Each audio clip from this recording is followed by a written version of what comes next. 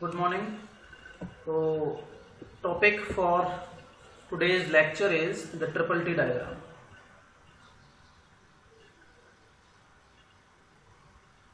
Triple T diagram or triple T curve. The name it is also called triple T diagram is also called as the Baines curve. Baines curve. So sometime it may be come with the topic triple T diagram, or sometime it may be come with Baines curve. Okay. One thing you have to I have already discussed the iron carbon diagram, तो वो भी आप लोगों को पढ़ लेना है. Iron carbon diagram, ठीक है. आयरन कार्बन इक्विलिब्रियम डायग्राम ये मैंने बता दिया है, डिस्कस कर दिया था उस दिन. तो ये भी आप लोग एक बार देख लेना इसको भी. तो यहाँ से देखो एटलीस्ट एक क्वेश्चन तो आता ही आता है, ठीक है. या तो ट्रिपल टी डायग्राम के नाम से आ जाएगा या बेंस कर्व के नाम से आ जाएगा. तो एक क्वेश्चन एटलीस्ट यहाँ पर बनता ही बनता है. अब देख लेते हैं what is triple T diagram. So triple T diagram, if I am saying, it is nothing but it is a plot of temperature, time and it is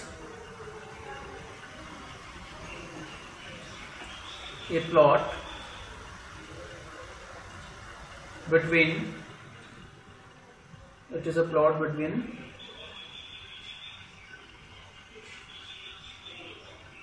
temperature versus time. Temperature versus time on log scale. log scale पे हम इसको draw करते हैं. In general अगर हम generally बात करें, तो this triple T diagram is a time temperature transition diagram. The time temperature transition diagram.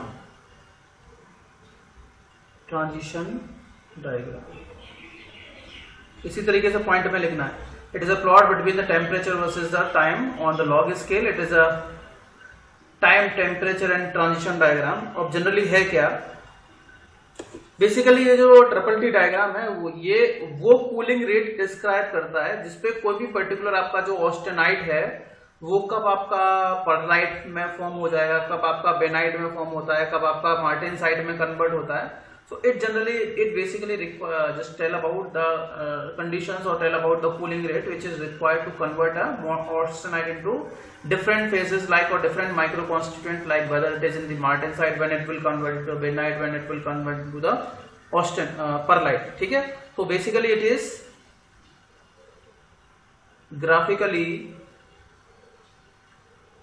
it graphically describes the cooling rate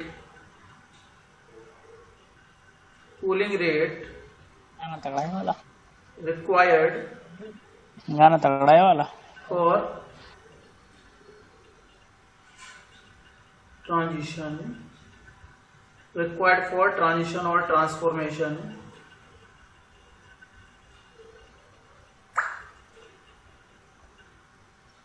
of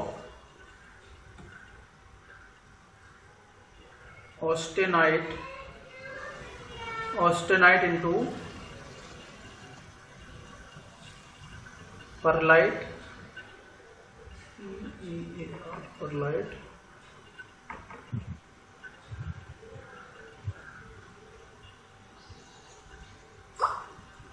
comma benite,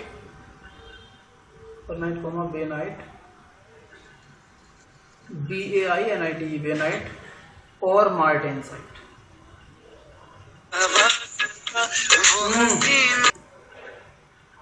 bainite और मार्टेनसाइट, ठीक है. बेसिकली जो आपका ट्रिपल टी डायग्राम है वो ग्राफिकली ये describe करता है कि cooling rate, what cooling rate is required so that we will be required for the transformation of austenite into, जिसमें आपका ऑस्टेनाइट जो है कब आपका परलाइट में कन्वर्ट होगा, कब आपका बेनाइट में कन्वर्ट होगा और कब आपका मार्टेनसाइट में कन्वर्ट होगा. So that cooling rate we can easily identify by using this triple T diagram. Next, it also gives it also gives the temperature at which such transformation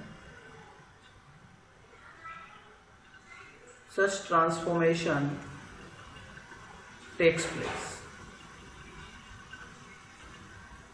इतना लिखना है बेसिकली। अगर थोड़ा सा इंट्रोडक्शन अगर देना है ट्रिपल टी डायग्राम को, तो ये पॉइंट्स आपको लिखने हैं। तो ट्रिपल टी डायग्राम कुछ नहीं है, पहले मैंने आपको बताया ट्रिपल टी डायग्राम एक प्लॉट है किस किस के बीच में, टेम्परेचर और टाइम के बीच में लॉग स्केल पर। दूसरा मैंने बोला कि triple T diagram is the time temperature transition diagram. फिर तीसरा पॉइंट मैंने बोला it graphically describes the cooling rate required for the transition और transformation of austenite into pearlite, bainite और मार्टेनसाइट। मतलब क्या कूलिंग रेट हमें चाहिए जिससे कि हमारा जो ऑस्टेनाइट है वो कब परलाइट में कन्वर्ट होगा, कब आपका बेनाइट में कन्वर्ट होगा, कब आपका मार्टेनसाइट में कन्वर्ट होगा। Third thing, it is also gives an information about the temperature at which such transformation takes place. कौन सा, ठीक है, समझ में आ गया भाई ट्रिपल टी डायग्राम क्या है। अब देखो ट्रिपल टी डायग्राम आपको ड्रॉ करना है, उसमें कुछ इंपॉर्टेंट चीजें हैं। तो ट्रिपल टी डायग्राम में क्या किया हम लोगों ने, हम लोग एक टाइम ट्रिपल टी डायग्राम में पहले तो दो टाइप के डायग्राम्स हमारे पास बनते हैं।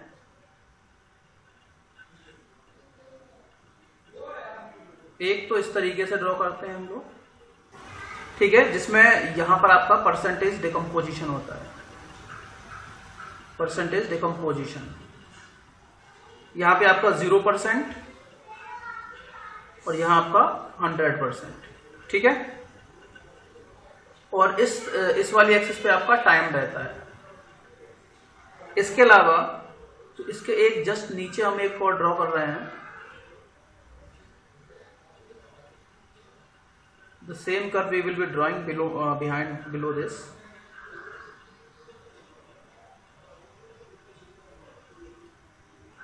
अब देखो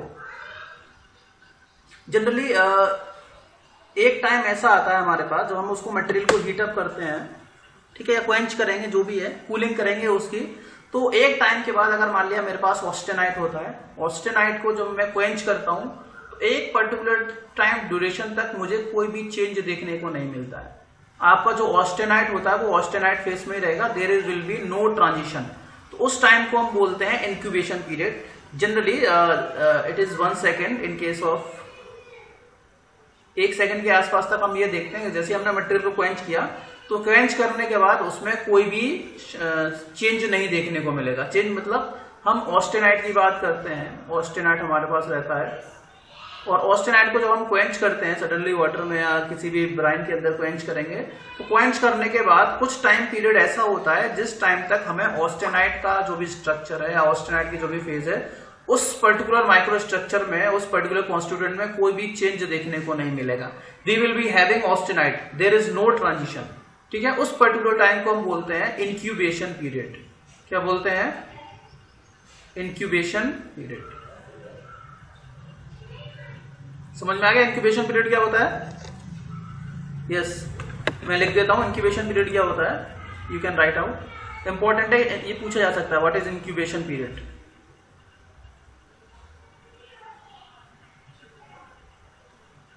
So while quenching austenite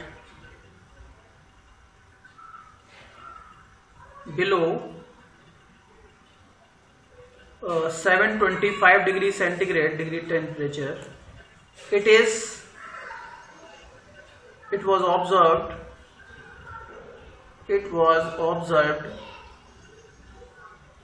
that for a substantial period of time,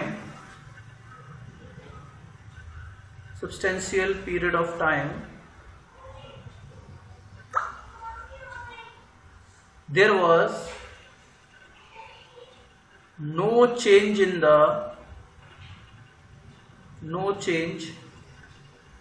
the microstructure of austenite. Microstructure of austenite. This period is called this period is called incubation period. This period is called incubation period. हाँ जी, समझ में आया कि नहीं?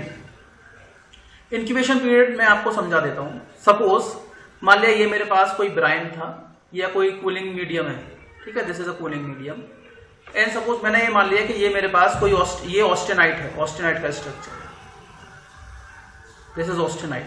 ये austenite आपका 75 degree centigrade temperature के नीचे है. मान लिया कि ये आपका 720 डिग्री टेम्परेचर पे है. जब मैंने इस ऑस्टेनाइट को सडनली इस वाटर में या सडनली इस क्वेंचिंग मीडियम में क्वेंच किया, तो मैंने ये देखा कि आपका जो ऑस्टेनाइट है, उस ऑस्टेनाइट के माइक्रो स्ट्रक्चर में एक पर्टिकुलर टाइम पीरियड तक, मान लिया कि वो 1 सेकेंड है, उस 1 सेकेंड तक इसके माइक्रो स्ट्रक्चर में कोई भी चेंज देखने को नहीं मिला है, नो चेंज. उस टाइम पीरियड को हम बोलते हैं इंक्यूबेशन पीरियड. समझ में आया नहीं आया बताओ? यस बोलो. ठीक है, तो इंक्यूबेशन वो पीरियड होता है जिसमें अगर आप ऑस्टेनाइट को 725 डिग्री सेंटीग्रेड नीचे को एंच करोगे, तो उस पर्टिकुलर टाइम पीरियड तक उसके माइक्रोस्ट्रक्चर में कोई भी चेंज देखने को नहीं मिलेंगे, जिसको हम बोलते हैं austenite. That time period is called incubation period. मैंने लिख दिया. अब जैसे ही मैंने उसको क्वेंच किया तो मान लिया कि ये स्टार्टिंग थी. अब 1 सेकेंड तक, ये मान लिया 1 सेकेंड आपका इंक्यूबेशन पीरियड है. ठीक है, क्या है? इंक्यूबेशन पीरियड है. तो 1 सेकेंड तक उसके माइक्रोस्ट्रक्चर में कोई भी चेंज देखने को नहीं मिला. लेकिन मैंने मान लिया कि अभी मैं टेम्परेचर की बात कर रहा हूं, मेरा टेम्परेचर है 550 degree centigrade. First thing I am assuming that मैंने 550 डिग्री सेंटीग्रेड पर उसको क्वेंच किया, तो 1 सेकेंड तक मुझे उसके माइक्रोस्ट्रक्चर में, किसके माइक्रोस्ट्रक्चर में? ऑस्टेनाइट के माइक्रोस्ट्रक्चर में कोई भी चेंज देखने को नहीं मिला. लेकिन हाँ, 1 सेकेंड के बाद जो माइक्रोस्ट्रक्चर आपका ट्रांसफॉर्म होना स्टार्ट हुआ, और वो इस पर्टिकुलर कर्व को फॉलो कर रहा है, एस कर्व जिसको हम बोलते हैं. बट दिस इज, आप लोगों को पता होगा शायद, इसको हम एस कर्व बोलते हैं, एस कर्व भी बोलते हैं. आप एक तरीके से एस कर्व प्लॉट होते हैं. ठीक है, ये आपका एस कर्व होगा. तो यहां पर क्या हुआ? यहां पर आपका ट्रांसफॉर्मेशन स्टार्ट हो गया, और यहां पर आपका ट्रांसफॉर्मेशन फिनिश. मतलब आपका ऑस्टेनाइट था, वो ट्रांसफॉर्म होना स्टार्ट हुआ इस पर्टिकुलर टेम्परेचर पे, मतलब 0% ट्रांसफॉर्मेशन हुआ. इसके बाद धीरे धीरे करके वो 0% से बढ़ता गया, बढ़ता गया, बढ़ता गया, और एक पर्टिकुलर टाइम पीरियड तक, मान लिया ये जो भी टाइम पीरियड उसको लगा हो, यहां से यहां तक जो भी टाइम उसको लगा हो, उस पर्टिकुलर टाइम तक वो आपका जो स्ट्रक्चर है, उसका पूरा का पूरा ऑस्टेनाइट है, वो चेंज हो चुका है. ठीक है, तो यहां पर आपका ट्रांसफॉर्मेशन स्टार्ट और यहां पर आपका ट्रांसफॉर्मेशन एंड. ट्रांसफॉर्मेशन एंड, यहां पर आपका ट्रांसफॉर्मेशन एंड हो गया और यहां पर स्टार्ट हो गया. ठीक है, this is the starting point of transformation. यहां पर आपका ट्रांसफॉर्मेशन होना, ट्रांसफॉर्मेशन किसका? ऑस्टेनाइट आपका ट्रांसफॉर्म हो रहा है, चाहे वो बेनाइट में ट्रांसफॉर्म हो, चाहे वो भी परलाइट में ट्रांसफॉर्म हो, या मार्टेनसाइट में ट्रांसफॉर्म हो, भी मुझे उससे कोई मतलब नहीं. ठीक है, तो यहां पर आपका ट्रांसफॉर्मेशन स्टार्ट हुआ और यहां पर आपका ट्रांसफॉर्मेशन खत्म हो गया. ये मान लिया कि ये मेरी टेम्परेचर रेंज है 550 डिग्री सेंटीग्रेड सपोज. इसी तरीके से अगर मैं एक और कर्व ड्रॉ किया मैंने, अब मान लिया कि मैंने टेम्परेचर 550 से बढ़ा दिया, and suppose I am saying the temperature is 450 degree centigrade. अब मैंने मान लिया कि 450 डिग्री सेंटीग्रेड पे मैंने बात की, अगेन मुझे ट्रांसफॉर्मेशन इस तरीके से मिल गया, ये वाला. ठीक है, ये आपका 450 डिग्री सेंटीग्रेड पे हो गया. फिर तीसरा एक और मिला, 650 पे मैंने किया, एक और ट्रांसफॉर्मेशन कर्व मुझे मिला 650 डिग्री सेंटीग्रेड पे. अब ये हो क्या रहा है? ये आपका एस कर्व हो गया ऊपर वाला, और इसके जस्ट नीचे मुझे एक कर्व और ड्रॉ करना है. I am drawing one more curve in the centre. तो generally I am representing this one. ठीक है, अब देखो किस तरीके से ट्रांसफॉर्मेशन हो रहा है. ये आपका ब्लू कलर है, तो ब्लू कलर से शो करता हूं. इसके जस्ट नीचे यहां पर आ जाओ, और यहां से एक कर्व मेरा इस तरीके से जाएगा.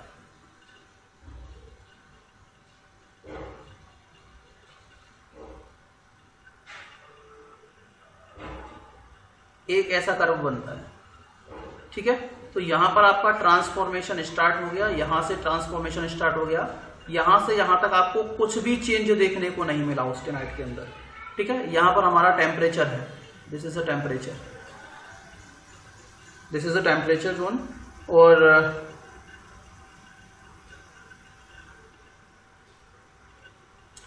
यहां पर आपका ट्रांसफॉर्मेशन स्टार्ट हुआ इसका, और यहां इसके जस्ट नीचे अगर आप लेकर के जाओगे, यहां पर आपका पूरा का पूरा ट्रांसफॉर्मेशन फिनिश हो चुका है।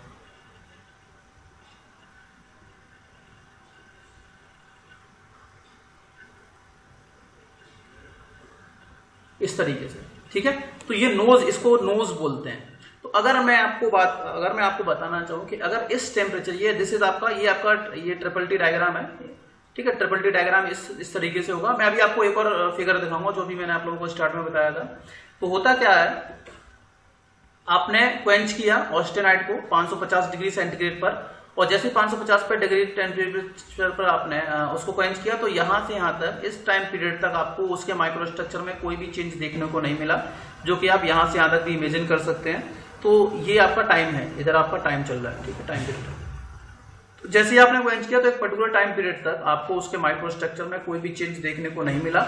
ये आपका क्या हो जाएगा, this is called your incubation period. इसके बाद यहां से आपका ट्रांसफॉर्मेशन स्टार्ट हुआ, और यहां से आपका ट्रांसफॉर्मेशन स्टार्ट होने के साथ साथ आपका ट्रांसफॉर्मेशन यहां से लेकर के स्टार्ट हुआ, और यहां से आप यहां तक पहुंच जाओगे, ठीक है, यहां से यहां तक पहुंच जाओगे। अब मैं ये देखना चाहता हूं कि यहां पर क्या हुआ है। तो यहां पर जब देखना है तो मैं यहां से यहां तक की बात की, मान लिया सपोज ये मेरा 50% वाला से केस आ गया, 50%। तो ऑब्वियसली ये जो जितना भी कर्व है, ये आपका स्टार्टिंग कर्व है, यहां पर आपका ट्रांसफॉर्मेशन स्टार्ट होता है, और इस वाले कर्व पे जैसे ही आप पहुंच जाएंगे आपका ट्रांसफॉर्मेशन फिनिश हो जाएगा। अगर मैं इस सेंटर की बात करता हूं कि यहां पर क्या हो गया, अगर आपका मान लिया कि इस स्टेट की बात करूंगा, तो इस स्टेट पे क्या है, आपका ऑस्टेनाइट 50% कन्वर्ट हो चुका है, और दिस इज, अगर ये 50% वाला केस है, 50% ट्रांसफॉर्मेशन है, तो 50% आपका ऑस्टेनाइट कन्वर्ट हो चुका है। अब यहां पर क्या क्या चीजें आएंगी, इस लाइन के जस्ट ऊपर, इस लाइन के जस्ट ऊपर जो होता है आपका परलाइट होता है, PARLITE। इस लाइन के नीचे आपका होता है बेनाइट, ठीक है। यहां इसके नीचे एक लाइन और आती है, यहां पर इधर इसके जस्ट नीचे इस तरीके से एक लाइन जाती है, जिसको, जो आपकी मार्टेनसाइट स्टार्ट लाइन होती है, ये मार्टेनसाइट फॉर्म होता है, martensite,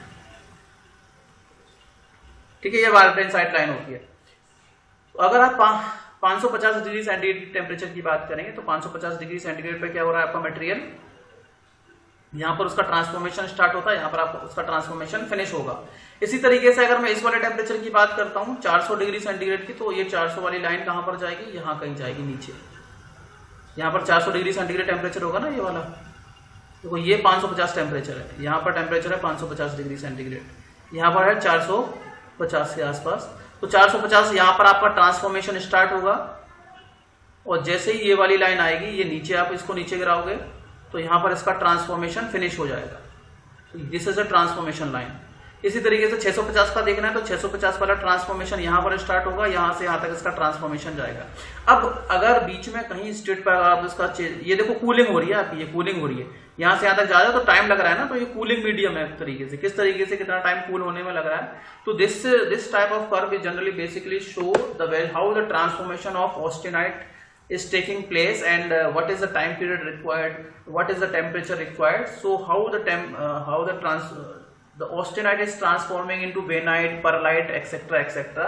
So you can see this thing in this particular diagram.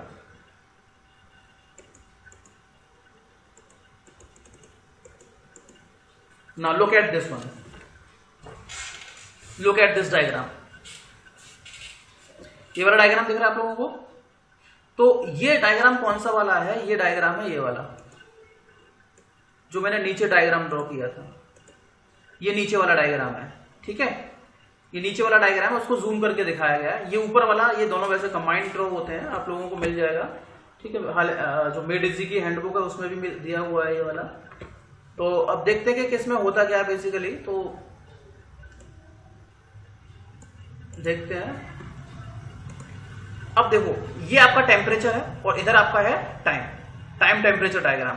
ये जो आपका कर्व दिख रहा है, ये वाला जो कर्व दिख रहा है इस तरीके से ग्रीन कलर से जो दिख रहा है, ये आपका स्टार्टिंग है ट्रांसफॉर्मेशन। इस वाले कर्व पे आपका ट्रांसफॉर्मेशन स्टार्ट होता है, और ये जो ब्लैक कलर वाली लाइन दिख रही है, यहां पर आपका ट्रांसफॉर्मेशन फिनिश। ठीक है, अब आपका ऑस्टेनाइट यहां पर है, दिस इज द ऑस्टेनाइट। ठीक है, ऑस्टेनाइट है, हमने ऑस्टेनाइट को हीट किया। अब ये डिफरेंट डिफरेंट लाइंस आपको दिख रही है, कभी येलो लाइन दिख रही है, कभी आपके पास ये स्लेटी लाइन दिख रही है, कभी ये ब्लू लाइन दिख रही है, कभी डार्क ब्लू दिख रही है, कभी रेड दिख रही है, कभी आपकी ब्राउन कलर की लाइन दिख रही है। तो होता क्या है, मान लिया कि ये आपके पास स्टार्ट आपने ऑस्टेनाइट को हीट किया और 800 डिग्री सेंटीग्रेड पर अगर आप इसको क्वेंच कर रहे हो, ठीक है, क्वेंचिंग मीडियम 3 तरीके से हो सकता है। मान लिया ये आपका ऑस्टेनाइट है, इस तरीके से जा सकता है आपका ऑस्टेनाइट, इस तरीके से जा सकता है और इस तरीके से जा सकता है। अगर आपका इस तरीके से जा रहा है, इसका मतलब कूलिंग स्लो हो रही है, वेरी वेरी स्लो, बहुत स्लो, मतलब फर्नेस में कूलिंग हो सकती है। फिर मान लिया कि आपने थोड़ा सा और नीचे किया तो कूलिंग रेट आपका इस तरीके से जाएगा, स्लोप जो है थोड़ा सा इंक्रीज हो जाएगा। तो मान लिया ये आपकी जो कूलिंग हो रही है वो स्टिल एयर में हो रही है, और मान लिया कि सडन क्वेंचिंग हो रही है और रेट बढ़ा दिया तो मान लिया ये लिक्विड कूलिंग हो रही है, जो भी है क्वेंचिंग हो रही है। ठीक है, लिक्विड कूलिंग हो रही है। तो ये depending upon the cooling rate we will be getting different types of micro structure of the steel. कभी हमें बेनाइट फॉर्मेशन मिलेगा, कभी हमें परलाइट फॉर्मेशन मिलेगा, कभी हमें मार्टेनसाइट फॉर्मेशन मिलेगा। अब कब क्या मिलेगा ये सुनो। जैसे मैंने आपको एस कर्व दिखाया, तो मैं अगर इसको इस रेट से कूल कर रहा हूं, सपोज ये येलो वाले कर्व से होगा, तो आपका यहां से यहां तक का ऑस्टेनाइट ही रहेगा। यहां से यहां तक क्या है आपका ऑस्टेनाइट, यहां से पहले तक की बात है, इतने टाइम पीरियड तक, यहां से यहां तक का जो टाइम पीरियड है, इतने टाइम पीरियड तक तो आपका क्या रहेगा, ऑस्टेनाइट ही रहेगा। और ये इंक्यूबेशन पीरियड हो जाएगा उस वाले केस में। इस पर्टिकुलर टेम्परेचर पर ये आपका इंक्यूबेशन पीरियड है 700 डिग्री सेंटीग्रेड पे। 700 डिग्री सेंटीग्रेड पे जो आपका इंक्यूबेशन पीरियड होगा वो यहां से यहां तक का टाइम होगा, क्योंकि यहां से यहां तक के टाइम पे ऑस्टेनाइट का स्ट्रक्चर चेंज नहीं हुआ है। ऑस्टेनाइट आपका यहां से यहां तक के टाइम पीरियड में ऑस्टेनाइट ही है, ये कन्वर्ट नहीं हुआ है। लेकिन जैसे ही ये यहां पर पहुंचेगा, जैसे ही ये यहां पर पहुंचेगा, अब ये कन्वर्ट होना स्टार्ट हो जाएगा। ठीक है, ये कन्वर्ट होना स्टार्ट हो जाएगा। किसमें कन्वर्ट होगा, देखो यहां पर जैसे ही आप आए, यहां पे आपका ट्रांसफॉर्मेशन स्टार्ट होगा, और ये कूलिंग रेट है। ट्रांसफॉर्मेशन के बाद धीरे धीरे करके क्या होता है, ऑस्टेनाइट का जो माइक्रो स्ट्रक्चर है वो चेंज होना स्टार्ट हो जाएगा। जैसे ही यहां पहुंचेगा तो आपका पूरा कोर्स परलाइट में चेंज हो जाएगा, और कूल करोगे तो धीरे धीरे करके नीचे नीचे जाते जाओगे तो फाइन परलाइट में चेंज हो जाएगा।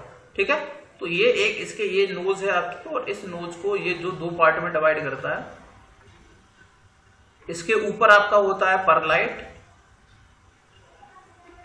और इसके नीचे क्या रहता है, बेनाइट। ठीक है, तो अगर आप उस मटेरियल को, जैसे आपने ऑस्टेनाइट को इस रेट से कूल किया, तो कूल करते टाइम पहले तो वो ऑस्टेनाइट में रहेगा, एक टाइम के बाद वो ट्रांसफॉर्म होना स्टार्ट हो जाएगा परलाइट के अंदर, और ट्रांसफॉर्म होगा और ट्रांसफॉर्म होगा, बीच में किसी स्टेट पे जाएगा, और एक टाइम के बाद वो यहां पहुंच जाएगा ब्लैक वाली लाइन पे। जैसे ही वो ब्लैक वाली लाइन पे पहुंचा, आपका austenite has converted into the pearlite. Pearlite कौन सा, कोर्स परलाइट। और ये देखो यहां क्या लिखा है, फर्नेस कूल। अगर आप उसको फर्नेस में कूल करोगे तो आपका जो ऑस्टेनाइट है इस रेट से कूल हो रहा है, then it will be converted into the coarse pearlite. और कूल करोगे तो फाइन परलाइट में कन्वर्ट हो जाएगा, और कूल करोगे तो एक तरीके से आपको फुली परलाइट में वो कन्वर्जन उसको देखने को मिलेगा। ठीक है, तो येलो वाली लाइन समझ में आ गई आप लोगों को कि क्या हो रहा है, how the transformation is taking place at what cooling rate. बताओ भाई, येलो कर्व समझ में आ गया किस तरीके से ट्रांसफॉर्मेशन हो रहा है। हेलो, अब दूसरी हम बात करते हैं इस वाले कर्व की। अब मान लिया कि हमने जो कूलिंग रेट है और बढ़ा दिया, इंक्रीज कर दिया, अब हम एयर में कूल कर रहे हैं, तो ऑब्वियसली यहां पर आपका ऑस्टेनाइट है, वो कूल करते जाओगे, कूल करते जाओगे, कूल करते जाओगे, तो अब आपका जो टाइम पीरियड है, इंक्यूबेशन टाइम पीरियड, वो इतना रहेगा, है ना। इंक्यूबेशन पीरियड क्या होगा, यहां से यहां तक इतने टाइम पीरियड में, ये टाइम ही तो है, यहां से यहां तक का टाइम पीरियड ही तो है, इतने टाइम तक आपको बिल्कुल भी कुछ भी माइक्रोस्ट्रक्चर, ऑस्टेनाइट के माइक्रोस्ट्रक्चर में कोई भी चेंज देखने को नहीं मिलेगा। तो ये इस पर्टिकुलर कूलिंग रेट के अकॉर्डिंगली इंक्यूबेशन पीरियड हो जाएगा। फिर आपका जो ऑस्टेनाइट है वो धीरे धीरे कन्वर्ट होना स्टार्ट हो जाएगा, और एक पर्टिकुलर टाइम के बाद वो कोर्स परलाइट में कन्वर्ट होगा, और कूल करोगे वो और परलाइट में, फाइन परलाइट में कन्वर्ट हो जाएगा, और यहां पर वो फुली परलाइट में यहां पर कन्वर्ट हो जाएगा। ठीक है, this is the cooling rate required. ठीक है, चलिए अब हम बात करते हैं ये ट्रांसफॉर्मेशन स्टार्ट लाइन है, ये ट्रांसफॉर्मेशन एंड लाइन है। अब मैंने बोला कि भाई अगर मुझे और कूल करना है, कूलिंग रेट मैंने और बढ़ा दिया, I have increase the cooling rate again. अब मैंने और कूलिंग रेट बढ़ाया तो ब्लू वाली लाइन देखो, ब्लू वाली लाइन में मैंने सडनली कूल किया तो आपने देखा ये ऑस्टेनाइट है, ऑस्टेनाइट है कि नहीं, दिख रहा है कि नहीं? यहां से यहां तक आप देख लोगे ये वाली लाइन है, ब्लू वाली लाइन, ये नीचे आ रहा है, कूल हो रहा है, लेकिन ये ट्रांसफॉर्मेशन लाइन को अभी टच नहीं किया है, ट्रांसफॉर्मेशन कुछ नहीं हुआ, यहां से यहां तक गए, इसके बाद हमने इसको कांस्टेंट टेम्परेचर पर कूलिंग की, ये देखा आपने, इसके बाद यहां से हमने कांस्टेंट टेम्परेचर पर कूलिंग की, तो यहां पर उसका ट्रांसफॉर्मेशन स्टार्ट होगा, यहां पर उसका ट्रांसफॉर्मेशन खत्म होगा, तो ये है आपका ऑस टेम्पर। तो एक प्रोसेस होती है ऑस टेम्परिंग। हाँ जी, टेम्परिंग पता है कि नहीं पता है? टेम्परिंग मैंने आप लोगों को बताया था, अरे बोलो भाई, ठीक है। तो ये ब्लू वाली लाइन आपको ये शो कर रही है कि आपने कूलिंग स्टार्ट की, और कूलिंग स्टार्ट के बाद आपका जो ऑस्टेनाइट है वो एक पर्टिकुलर देखो सडन क्वेंच किया, मतलब एक तरीके से कूलिंग रेट बहुत तेज थी, और आपने उसको रोकने के बाद फिर कांस्टेंट टेम्परेचर पे आपने उसको कूल किया। कांस्टेंट टेम्परेचर पे कूल करने के बाद आपका जो ऑस्टेनाइट है वो किस में कन्वर्ट हो गया? बेनाइट में।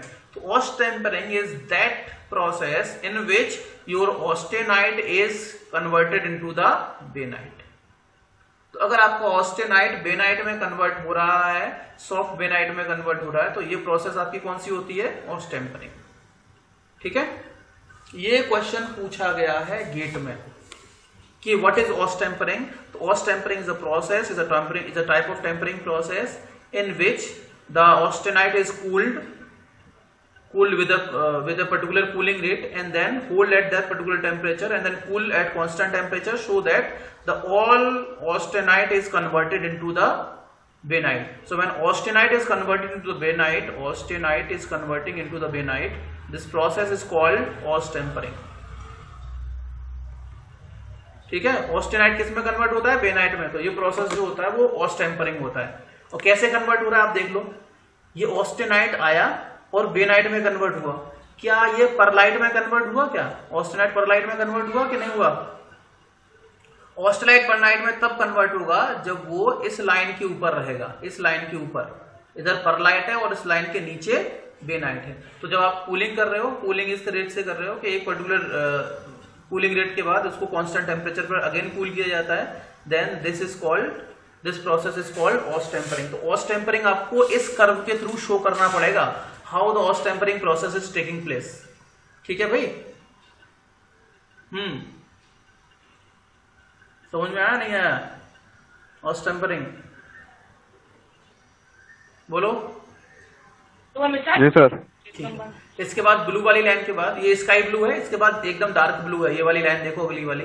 तो यहाँ आपका ऑस्टेनाइट था, फिर अब हमने क्या किया? कूलिंग रेट और तेज की, कूलिंग रेट और फास्ट की, यहां से यहां तक हम लोगों ने कूल किया। कूल करने के बाद कांस्टेंट टेम्परेचर पे इसको कूल किया। लेकिन हुआ क्या? हुआ ये कि हमारा जो मटेरियल है, जो कि ऑस्टेनाइट माइक्रोस्ट्रक्चर है, वो ना तो परलाइट में कन्वर्ट हुआ और ना ही बेनाइट में कन्वर्ट हुआ, ये आ गया आपका मार्टेनसाइट जोन में। ये देख लो, मार्टेनसाइट दिख रहा है कि नहीं दिख रहा है? ये वाली जो लाइन है, ये डॉटेड लाइन दिख रही है आपकी, ये वाली, इस लाइन के नीचे जो आपका मटेरियल है वो जो भी माइक्रोस्ट्रक्चर वो मार्टेनसाइट है। तो जब आपका ऑस्टेनाइट को इस पर्टिकुलर कूलिंग रेट से कूल किया आपने कि वो मार्टेनसाइट में कन्वर्ट हो रहा है, that process is called martempering. Martempering, martempering is a type of tempering process in which the austenite is converted into the martensite. ठीक है, हाँ जी, समझ में आ गया? मार टेम्परिंग क्या होती है और ऑस टेम्परिंग क्या होती है, दोनों में क्या डिफरेंस है? दोनों को कर्व के थ्रू शो कर सकते हो, ट्रिपल डी डायग्राम के थ्रू, टाइम टेम्परेचर डायग्राम के थ्रू शो कर सकते हो कि नहीं कर सकते हो? ये क्वेश्चन पूछा गया है, कॉम्पिटिटिव एग्जाम्स में पूछा गया है और आपके एग्जाम्स में भी पूछा जाएगा। ठीक है भाई, ऑस टेम्परिंग समझ में आ गया? ये आपका ऑस टेम्परिंग का है, ये आपका मार टेम्परिंग का है। अब अगर आपने उस ऑस्टेनाइट को सडनली ऑयल में क्वेंच किया तो वो डायरेक्टली ऑयल क्वेंच में डायरेक्टली आपका मार्टेनसाइट में कन्वर्ट हो रहा है। और इसी तरीके से और कूलिंग रेट वाटर क्वेंच करोगे तो और फास्ट कूलिंग हो रही है। तो मतलब ये हो गया, अगर आप इस कर्व को फॉलो करते हुए देख रहे हो तो ऑयल में कूलिंग स्लो रेट से होती है जबकि वाटर में कूलिंग फास्ट रेट से होती है। इसीलिए जो हार्डनेस हमें अच्छी अचीव मिलेगी वो वाटर से मिलती है, वाटर क्वेंचिंग में। ठीक है, तो क्वेंचिंग अगर वाटर में हो तो वो सही है, लेकिन अगर आप ऑयल में क्वेंच करोगे आपका मटेरियल क्वेंच तो होगा, हार्डनेस इंप्रूव होगी, लेकिन उस रेट से हार्डनेस इंप्रूव नहीं होगी जिस रेट से आपका वाटर में क्वेंचिंग हो रही है। तो वाटर क्वेंचिंग में आपका मटेरियल ज्यादा हार्ड मिलता है as compare to the oil quenching. ठीक है, so however it depends upon the material also. ठीक है, तो इस तरीके से आपका मार्टेनसाइट फॉर्म हो रहा है, ये ऑस्टेनाइट मार्टेनसाइट में कन्वर्ट हो रहा है, तो मार टेम्परिंग हो गया, ऑस्टेनाइट आपका बेनाइट में कन्वर्ट हो रहा है, ये आपका ऑस्ट टेम्परिंग हो गया। तो how this triple D diagram or the time temperature transition diagram shows what cooling rate is required to obtain or to convert austenite into the bainite, austenite into the perlite, austenite into the martensite. This is the things, or what is the temperature required. ठीक है, तो यही सारी चीजें हम लोगों को इस particular time temperature transition diagram में हम लोगों को चीजें डिस्कस करनी है। ठीक है, बताओ कोई दिक्कत किसी को? समझ में आ गया ना?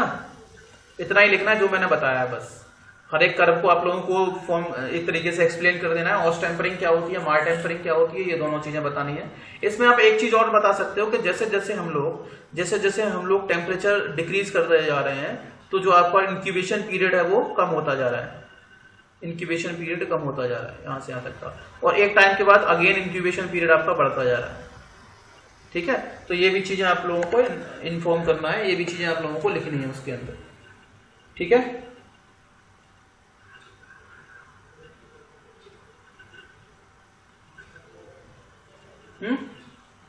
अब एक क्वेश्चन पूछा जाता है what is critical cooling rate. इसमें एक क्वेश्चन पूछा जाता है सीसीआर, क्रिटिकल कूलिंग रेट।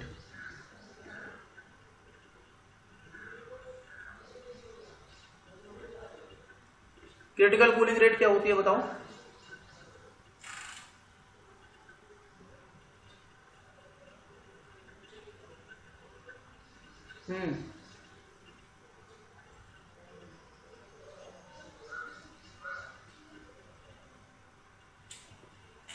बोलो,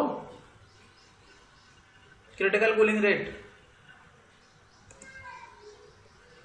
इसमें लाइन आपको दिख रही है ना, तो ये देखो, ये आपका ग्रीन वाला कर्व है, एक लाइन मैंने आपको इस तरीके से खींची कि इसको केवल टच करते हुए जा रही है, तो ये आपकी क्रिटिकल कूलिंग रेट है। क्रिटिकल कूलिंग रेट वो रेट होती है जो कि आपका जो ट्रांसफॉर्मेशन स्टार्ट कर्व है इसकी नोज को टच करते हुए जाता है। अगर आपका कूलिंग रेट इस क्रिटिकल कूलिंग रेट से ज्यादा है, इस क्रिटिकल कूलिंग रेट से ज्यादा है लाइक दिस वन, तो होता क्या है, आपका जो कार्बन होता है इस ऑस्टेनाइट के अंदर वो अपनी लोकेशन पर फ्रीज हो जाता है। आपका जो कार्बन है, जो कि कार्बन है ऑस्टेनाइट के अंदर, वो अपनी लोकेशन पर फ्रीज हो जाता है, और फ्रीज होने के बाद बहुत ही हार्ड स्ट्रक्चर हमें मिलता है जिसको हम मार्टेनसाइट बोलते हैं।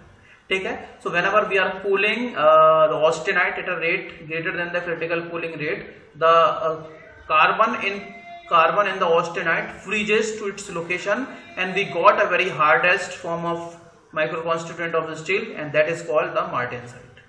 ठीक है, तो अगर आप क्रिटिकल कूलिंग रेट वो कूलिंग रेट होती है जिसमें कि आपका कूलिंग जो कर्व है, ये कूलिंग जो कर्व है या कूलिंग जो रेट है, वो कूलिंग रेट कर्व क्या होता है, it touches the nose of this transformation start कर। ये जो ट्रांसफॉर्मेशन स्टार्ट है इसकी नोज को टच करते हुए जाता है। अगर आप इस रेट से ज्यादा कूल करोगे तो आपका इस वाले कर्व को, जो ट्रांसफॉर्मेशन स्टार्ट कर्व है, इसको टच नहीं करेगा और डायरेक्टली आपका जो ऑस्टेनाइट है वो मार्टेनसाइट में कन्वर्ट हो जाएगा। ठीक है, जिसमें मार्टेनसाइट कन्वर्ट होगा तो क्या होता है कि जो आपका ऑस्टेनाइट है, उस ऑस्टेनाइट में जो कार्बन है वो अपनी पर्टिकुलर लोकेशन पर फ्रीज हो जाएगा और हमें एक नया स्ट्रक्चर मिलेगा जिसको हम मार्टेनसाइट बोलते हैं। ठीक है भाई, चलिए, तो इसमें इतना ही बहुत है, इतना ही पढ़ना है आप लोगों को, और जो मैंने समझाया है उतना ही आप लोगों को एक्सप्लेन कर देना है। ट्रिपल टी डायग्राम पढ़ना है, ट्रिपल टी डायग्राम आप लोगों को अच्छे तरीके से याद कर लेना, और एक आयरन कार्बन डायग्राम है वो भी इंपॉर्टेंट है। तो दोनों में से एटलीस्ट एक डायग्राम तो एग्जाम में पूछा ही जाता है। ठीक है, चलिए, so I am going to finish this lecture here.